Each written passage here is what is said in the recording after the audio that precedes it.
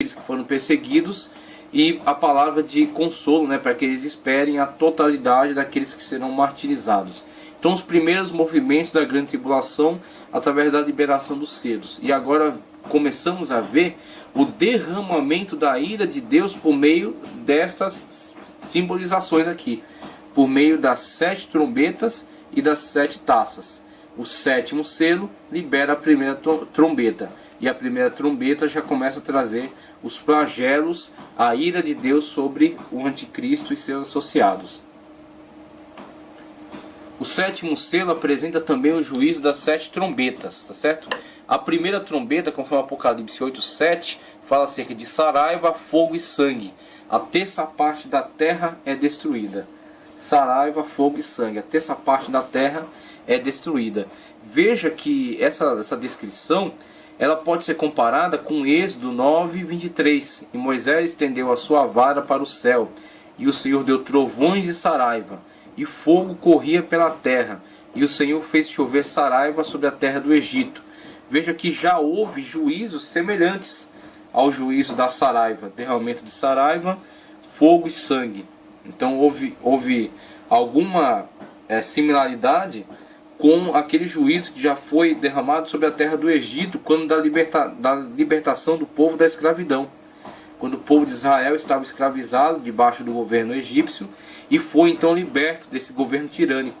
E Deus usou dessa punição, usou desse flagelo, né, para destruir o governo egípcio, para trazer juízo, né, trazer juízo sobre aquele governo. E aí vemos aí isso ser refletido agora sobre o governo do anticristo, né? Este reflexo, este flagelo sendo derramado com mais intensidade, né? Vemos a saraiva, fogo e sangue, conforme é tocada a primeira trombeta, a certa trombeta de Apocalipse que traz a ira de Deus. Na segunda trombeta, Apocalipse 8:8-9, aí temos aí algo que pode ser um meteoro, ok? Algo semelhante a um meteoro. João descreve aquilo que vê a partir de comparações, então ele não tem como definir, ele não tem condições de definir exatamente o que ele está vendo, mas a partir daquilo que ele vê, ele tenta dar uma descrição aproximada. Temos aí algo que é semelhante a um meteoro. O que é dito é: a terça parte dos seres marinhos são destruídos. O dano que causa é algo semelhante a um meteoro.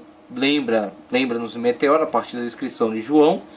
E a terça parte da vida marinha é destruída, causada por este flagelo, certo? Na terceira trombeta, Apocalipse 8:10-11, a terça parte da água potável é destruída.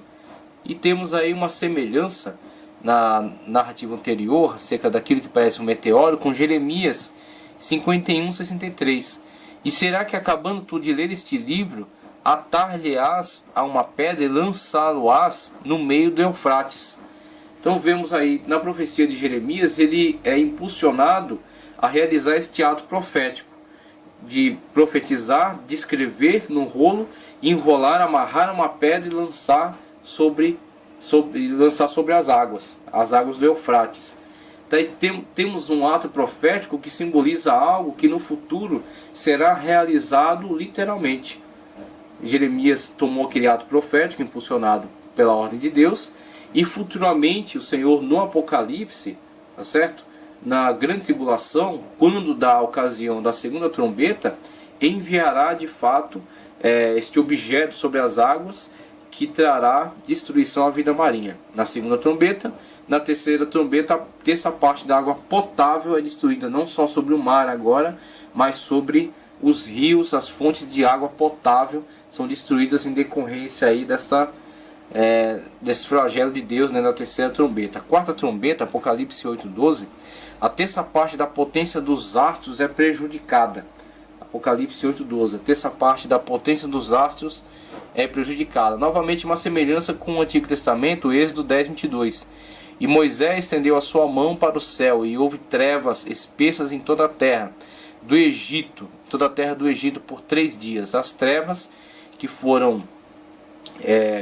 caíram, né, sobre a terra do Egito durante essa época de provação, de quebrantamento do governo tirânico do faraó, novamente serão trazidas agora sob o governo tirânico do anticristo, tá certo? Como a ira de Deus sendo derramada sobre este governo. Então esta é a quarta trombeta. A terça parte da potência dos astros é prejudicada. Na quinta trombeta, Apocalipse 9, 1 ao 12, durante 5 meses, um enxame de seres infernais atormentarão os que receberem a marca da besta. Então estes seres, tá certo, que são descritos por João como um ser semelhante ao gafanhoto, mas que tem ferrão, cabelos semelhantes de mulheres, no caso cabelos compridos, né, coroa sobre a cabeça, é apenas uma descrição aproximada. Claro que muitas pessoas se aventuram a encontrar semelhanças, por exemplo, com um equipamento militar, com um helicóptero, com um drone. São tentativas, são inferências, são imaginações, mas isso não é tão útil, isso não é tão importante, isso não nos cabe. Simplesmente descrevemos aquilo que João nos legou, né, através do Apocalipse, através de seu livro, e sabemos, por meio dessa descrição do apóstolo João, que será uma manifestação da ira de Deus. O que temos ali, na verdade, é uma descrição de seres infernais, de seres espirituais. Temos aí algo que pode ser comparado com um equipamento militar, mas o que temos do livro mesmo, na própria narrativa de João, é a descrição de um ser infernal. Então é um anjo que desce com a chave do abismo e libera, desse abismo sai a fumaça, desta fumaça intensa saem os seres, e esses seres têm essas características.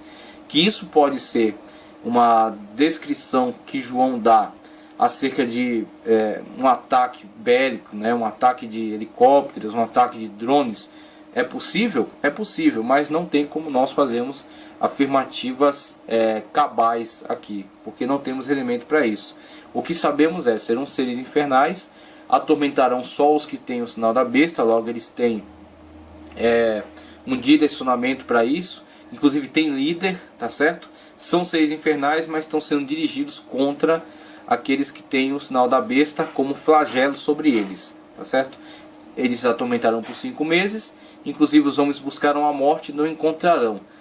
Eles buscarão a morte e não encontrarão durante este período, o período dos 5 meses, em que serão atormentados por esses seres infernais, conforme descrito aí pelo apóstolo João, tá certo? Na sexta trombeta, vemos Apocalipse 9, 13 a 21. 4 seres demoníacos são liberados e lideram um numeroso exército que em um momento apenas matarão a terça parte dos que adoram a besta.